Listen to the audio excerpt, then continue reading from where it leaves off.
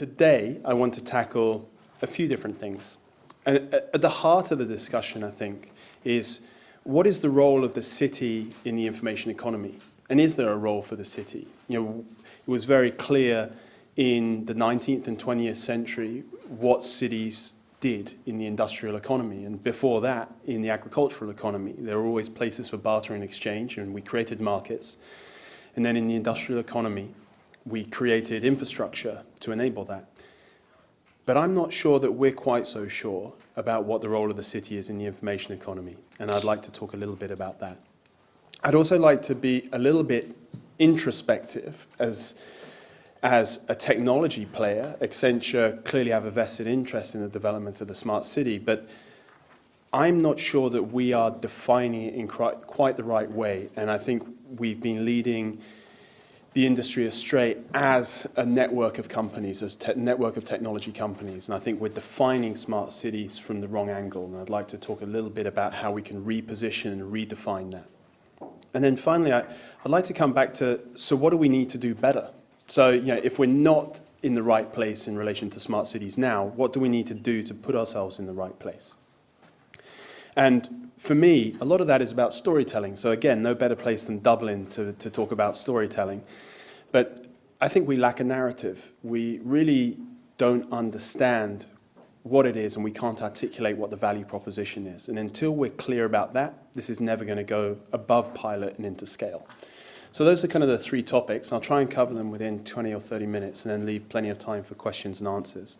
One benefit of speaking on smart cities is it covers just about every angle that you can imagine, so there shouldn't be any risk of not having questions. So that first question about kind of what is the role of the city, as I say, you know, it was very clear in the 19th and 20th centuries what cities were for. We created marketplaces, we centralized the distribution of raw materials, and then we set up factories, and we created new materials, and we created new products, and we sold them in marketplaces, and we housed all the workers that did that, and we created an infrastructure to do that. Infrastructure of sanitation, clean water, and also transportation. You know, and part of that was about improving the living standards within the city, but part of it was about enabling the market economy.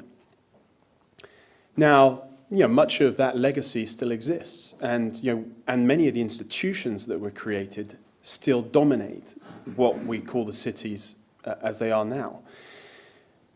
But in the information economy, life is slightly more complex because it's a virtual economy. And I think there's a fundamental question, which is, what is that role for the city? Or is there a role for the city in enabling an information economy? Or is it just a global network that will happen regardless of the city and above the city?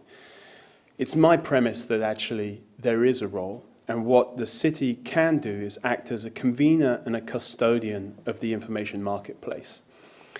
And in the same way that cities were responsible for helping to structure marketplaces for agricultural and industrial products, I think there's a role for the city in creating the information economy within the city, both stimulating and managing the governance of it and creating the frameworks and the platforms for delivery and the infrastructure for delivery, but also in acting as the regulator and custodian of consumer interests in that process. And we'll come on to that a bit more in the question of governance. So how do we do that? Well, for me, the way that we've defined smart cities to date is wrong. You know, we've defined smart cities by the inputs. So if you've implemented a smart technology pilot, let's say smart meters, or you could talk about smart transportation, or you could talk about smart water, then cities define themselves as smart by having implemented a technology. And the reason for that is that the discourse on smart cities has been created and dominated by technology vendors and integrators, people like ourselves, IBM, Cisco, GE, Siemens. And we've got very large marketing budgets, and as a consequence, we've dominated the discourse, both in terms of the conference circuit, but also the press and the media. And we've rapidly moved up the hype curve to a point where the kind of utopian ideals of the smart cities are prevalent out there. You know, we're in the Blade Runner world of, information cities. And yet the reality of what can and is being delivered falls a fair way below that utopian standard. And as a consequence, that creates a level of distrust within the community that actually the emperor has no clothes. And I think that's wrong. I think the emperor clearly does have clothes in this context, but I just think we haven't quite got to the right value proposition yet, and we haven't articulated it. So what do I think we need to do? I think we need to listen more. We need to go out into communities and understand what are the issues and challenges that we need to address. We need to engage in a much more anthropological study and embrace the urbanists into the discussion in a way that we haven't done in the past. Predominantly, this has been a technology-driven debate, and the urbanists have been away doing their things, talking about urban planning and urban sociology. And there hasn't really been that reconciliation between the technology agenda and the social sciences. And I think there is a need to more closely integrate urbanism and technology. And that really needs to start in the process of listening and understanding what the challenges are that we're trying to address. This isn't just about delivering more efficient networks. That's part of it, but it's not all of it. So we need to go out there and say, how do we deconstruct urban life and look at the various different stakeholders? Because life in the city for my grandmother looks very different to life in the city for my son.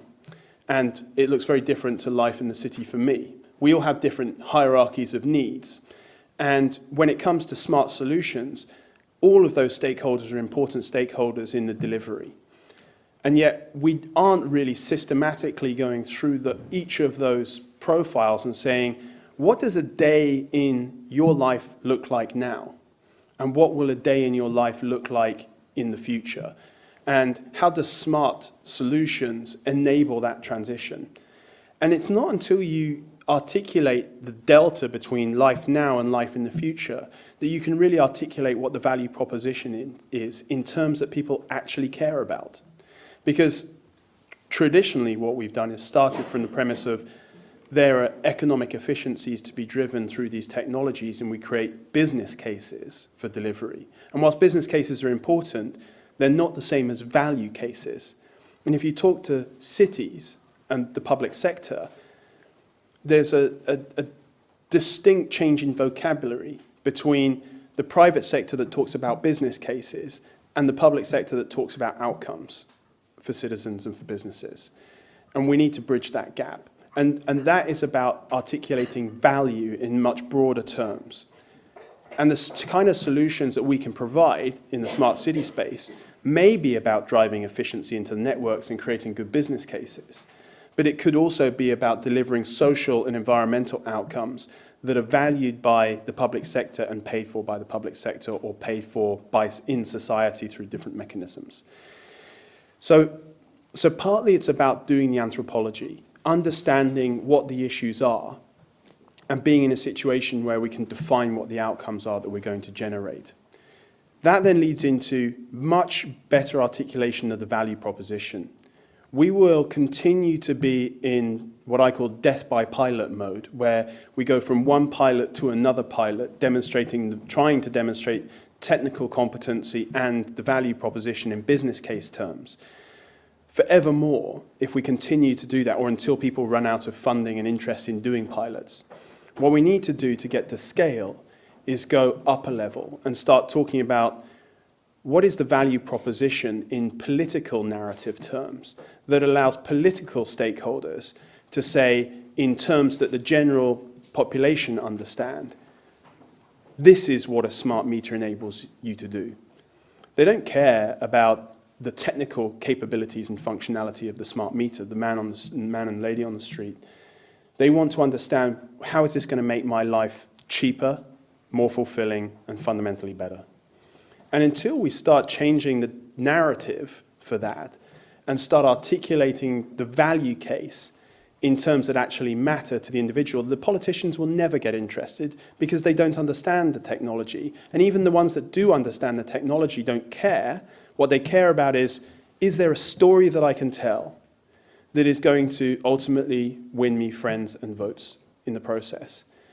And that's about bridging the narrative between the private sector and what we care about and what helps us make better decisions about capital allocation, towards understanding that we need to articulate our story in terms that can be sold by politicians. So that there's a definite value piece in there.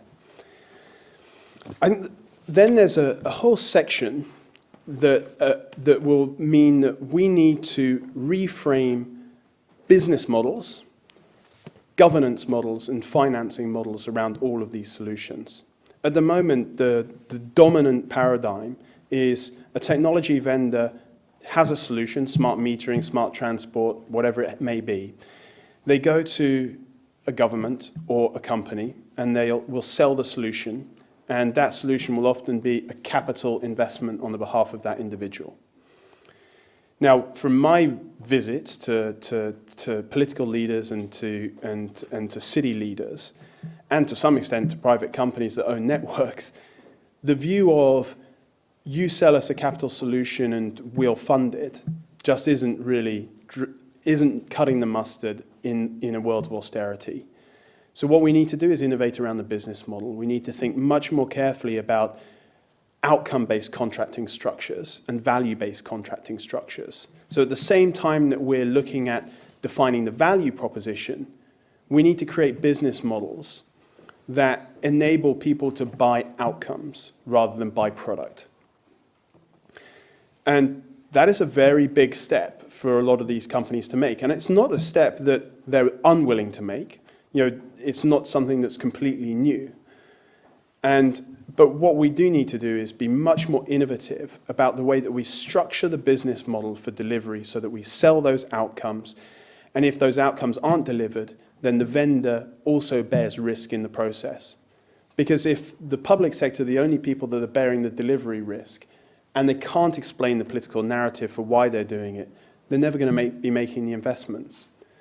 At the same time as that is true, it's not just about business models. Business model innovation will also require financing model innovation because you'll need to forward finance the delivery of the benefits of the outcomes. So where we think there's an economic rent to be taken for delivering an efficiency of some description or an outcome of some description, the CapEx has to be funded at the beginning of the cycle and then amortized over the process of the outcome or the contract. That will require forward-looking financing structures that can manage and blend the risk. So this will require significant collaboration. I think what we've come to realize is no one company, whether it's IBM, Accenture, GE, Siemens, can own these deliveries. It's going to require an unparalleled level of collaboration between those companies who will divide up the various different tasks within it and also include financing partners as well. And then the final piece is around governance. And I would posit that the institutional governance structures that dominate at the moment aren't necessarily fit for purpose going forwards.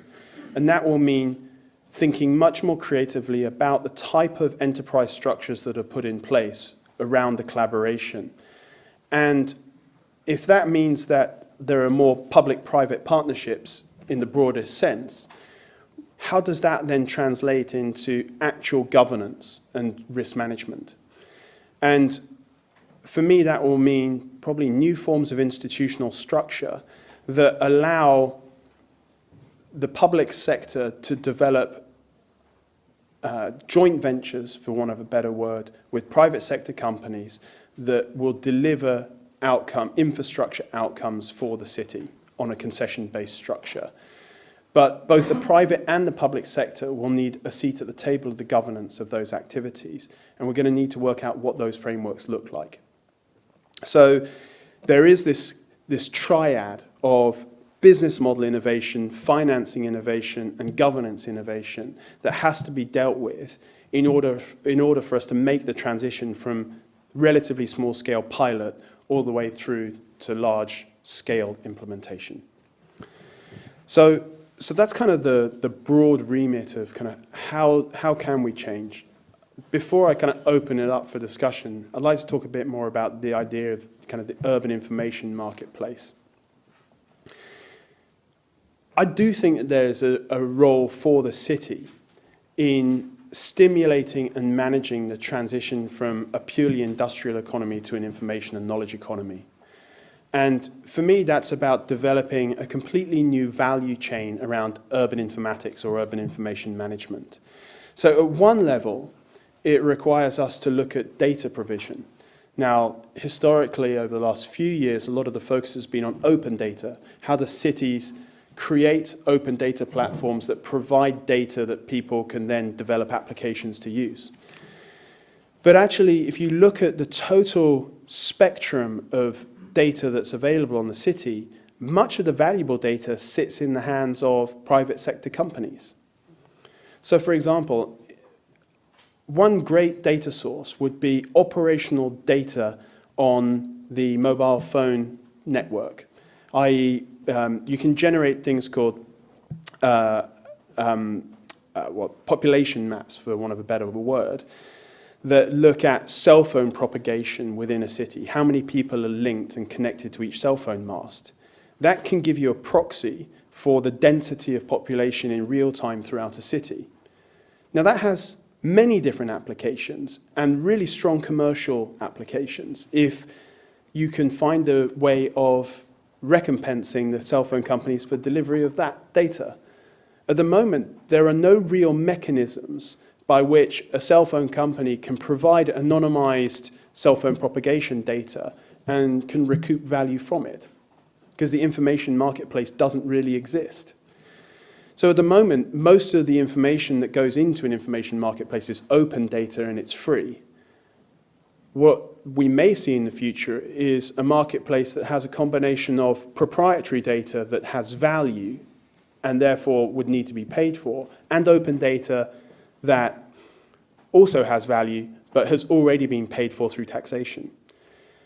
So at one level, it's about broadening access to data within the city and encouraging the private sector to participate by enabling them to recoup the investments that they've already created and charge for the use of that data. The second part of the value chain is around analytics. People who can take very large data sets can apply analytic capability to it and derive insight from it. Now, there are big companies like Accenture and IBM and others that do that and have capabilities. But there are also small niche companies that have deep analytical capabilities. And the barriers to entry for those parties to participate are very small in the current technology environment. They can use processing power and data storage power in the cloud that enables a relatively small organization of very smart people to be able to perform analytics.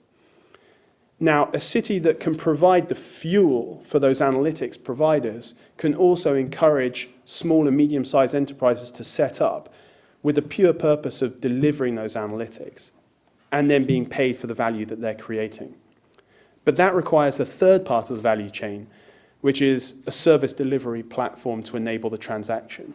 So you can think of that like iTunes as a service delivery platform. They enable the user to buy music, which is the data, and then they enable the transaction, and Apple take a percentage cut of each transaction. Now, the same principle applies for the information marketplace. You need a service delivery platform that can take the data or the information that comes from the analytics provider, package it, and then allow the fourth part of the value chain, the app developers, to develop apps that work on the platform to deliver the insight that can then be paid for. So then you've created a full information transaction marketplace from the app developers that give you and I the ability to perform a transaction and to get value from it, through a service delivery platform that enables the monetary transaction to occur, to the analytics providers that are using the data to provide the insight. But you need all four parts of the value chain to operate. Now, at one level, that can happen transnationally and across many different cities. But there is a role for the city, potentially, in either developing a service delivery platform or enabling a concessionaire to run a service delivery platform on their behalf that allows citizens, businesses, to be able to perform information transactions that deliver them value. But the key is to create something that is neutral enough that allows for the creation of a functioning information economy where app developers are able to start up and set up and service the needs of citizens and businesses. And small analytics companies can perform the same function. But, my contention is there is a role for the city in being a first, or rather a prime tenant in that process. There are a lot of activities that the city procures in digital terms that they could procure through that information marketplace competitively. And so I would like to see more cities acting in a procurement function to stimulate the development of these information economies, whilst also performing the function of the platform provider that enables these things to set up. Now, I'm not suggesting that the city would have all the skills to be able to do that, but they could quite easily concession that out. Which brings me to my final point, which is, what is the right institutional form for doing that? Now, in the modern world, my mobile phone is a citizen sensing unit. It can produce all sorts of information about me and my daily life, and that has value in aggregate terms.